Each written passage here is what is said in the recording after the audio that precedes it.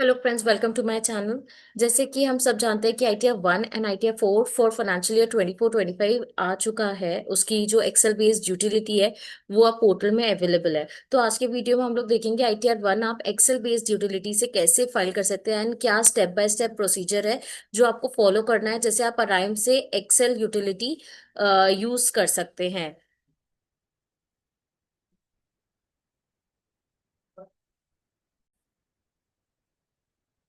तो सबसे पहले आपको इनकम टैक्स पोर्टल पे आना है, डाउनलोड्स पे जाना है। डाउनलोड्स पे आपको ये एक्सेल यूटिलिटी एक्सेल बेस दिखेगा, आपको यहाँ पर क्लिक करना है।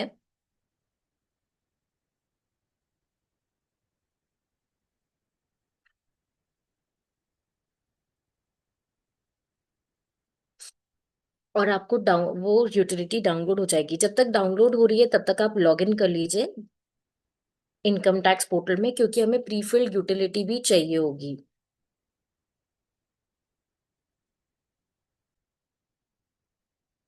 फिर आपको लॉग इन करने के बाद ई फाइल पे जाना है। ई फाइल में इनकम टैक्स रिटर्न, उसमें आपको डाउनलोड प्रीफिल डाटा मिल जाएगा। असेसमेंट ये सिलेक्ट करना है और डाउनलोड करना है।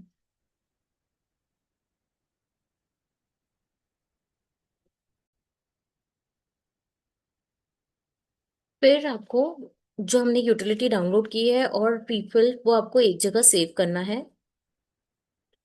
एंड जो हमने डाउनलोड की थी वो जिप फाइल में थी, उसको एक्सट्रैक्ट करना है। एक्सट्रैक्ट जैसे करेंगे तो आईटीआर 1 के अंदर आपको एक्सेल बेस्ड यूटिलिटी मिल जाएगी, उसको आपको ओपन करना है।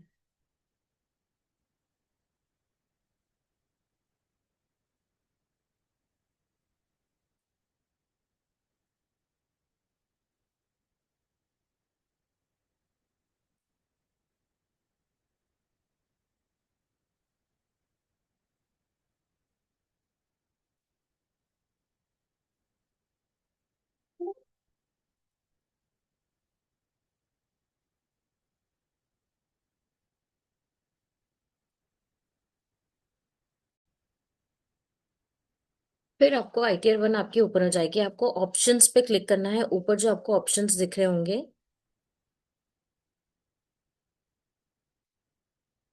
और एनेबल करना है माइक्रोस।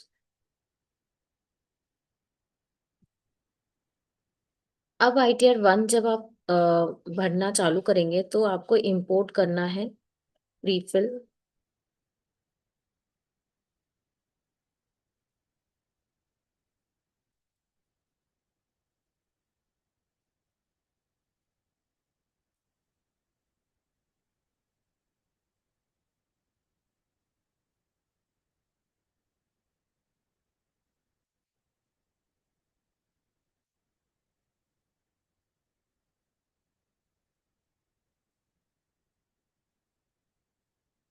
ये मैंने प्रीफिल यूटिलिटी, जो प्रीफिल डेटा है वो इंपोर्ट कर दिया है। अब वो इंपोर्ट हो रहा है।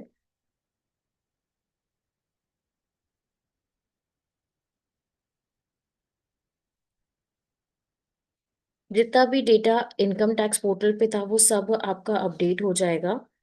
अब आपको करना क्या है, जो जो चीजें नहीं फिल हुई है वो चीजें आपको करना है। जैसे नेचर ऑफ एम्प्लॉयमेंट क्या है, अगर आप सैलरीड पर्सन है, गवर्नमेंट बेस्ड है, तो सेंट्रल स्टेट, ये स्पेसिफिक जो है वो आपको सिलेक्ट करना है। अगर पेंशनर है तो सेंट्रल गवर्नमेंट पेंशनर है, स्टेट गवर्नमेंट है, या पब्लिक सेक्टर अंडरटेकिंग है, या अदर है, तो आपको अदर सिलेक्ट करना है।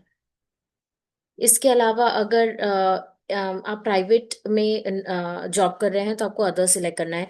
और सैलरी से कोई भी इनकम नहीं है तो आपको नॉट एप्लीकेबल सिलेक्ट करना है।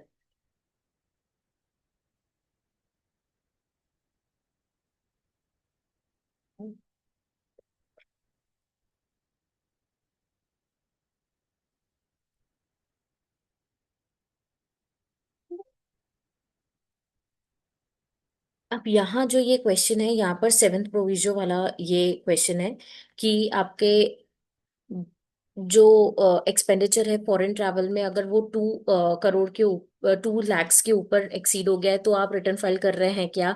या फिर आपके जो इलेक्ट्रिसिटी कंजम्पशन है वो 1 लाख के ऊपर कंज्यूम हुई है, तो आप रिटर्न फाइल करें। तो अगर सेवन प्रोविजन एप्लीकेबल नहीं है तो यहाँ आप नो सिलेक्ट करेंगे।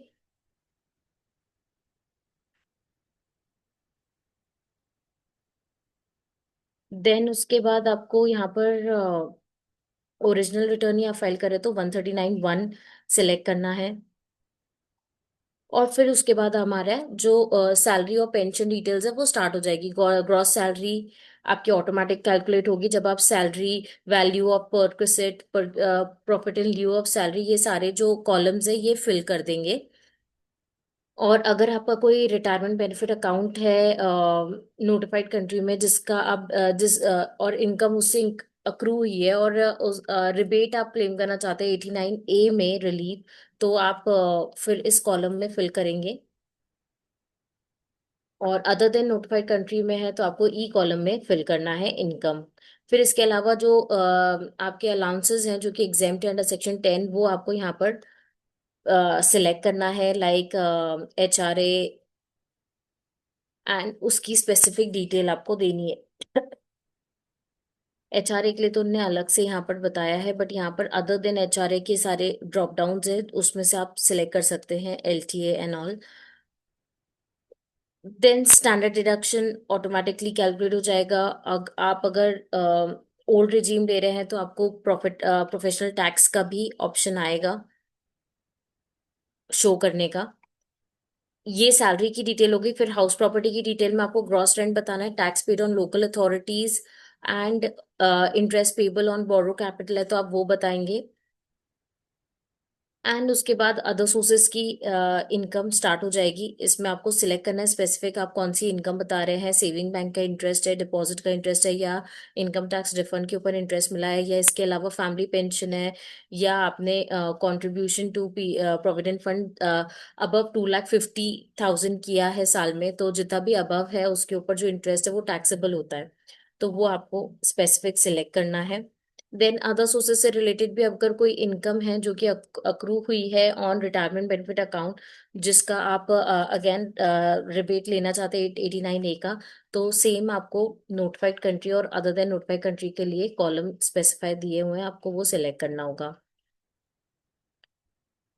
उसके बाद अगर आप other source old regime select करे हैं तो 80C, 80CCC, इन सब के जो डिडक्शंस हैं अगर आप क्लेम करें तो आपको रिस्पेक्टिव सिलेक्ट करना है। एंड देन एग्जेम्प्ट इनकम आपको बतानी है। अब यहाँ पर एग्जेम्प्ट इनकम में एग्रीकल्चर तो है up to 5,000, but let's see जो चेंज किया है वो आ गया है कि नहीं।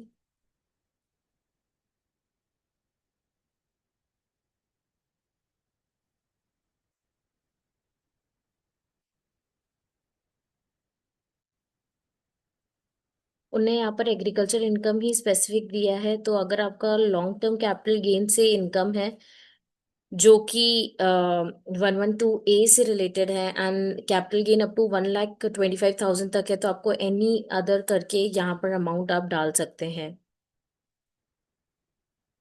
नहीं, बट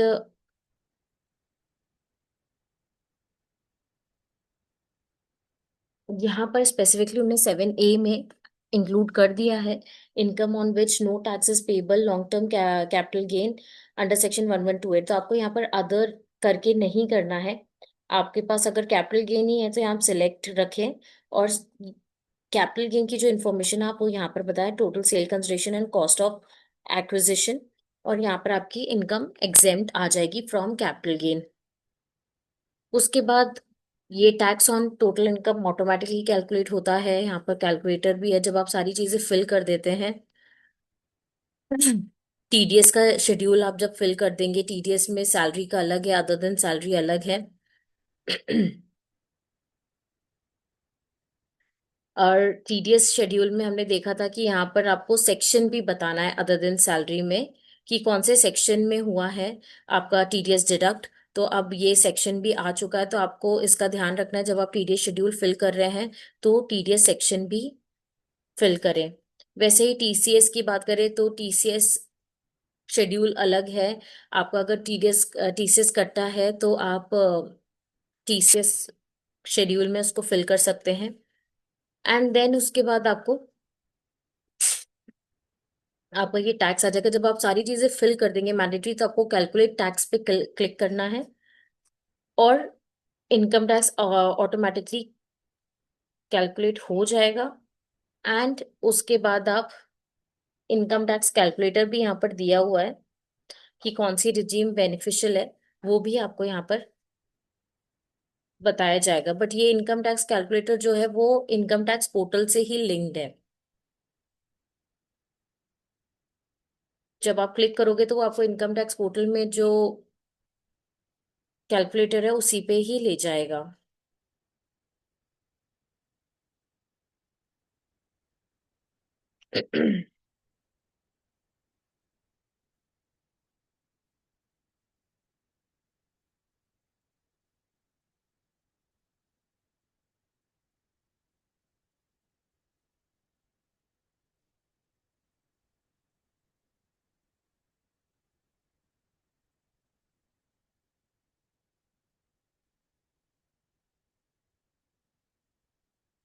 ये जो क्वेश्चन जो नहीं समझ आ रहा है यहाँ पर, वो है आप ओल्ड रिजीम ऑप्ट कर रहे हैं या न्यू रिजीम ऑप्ट कर रहे हैं। अगर आप न्यू रिजीम ऑप्ट कर रहे हैं तो यहाँ पर नो करना है।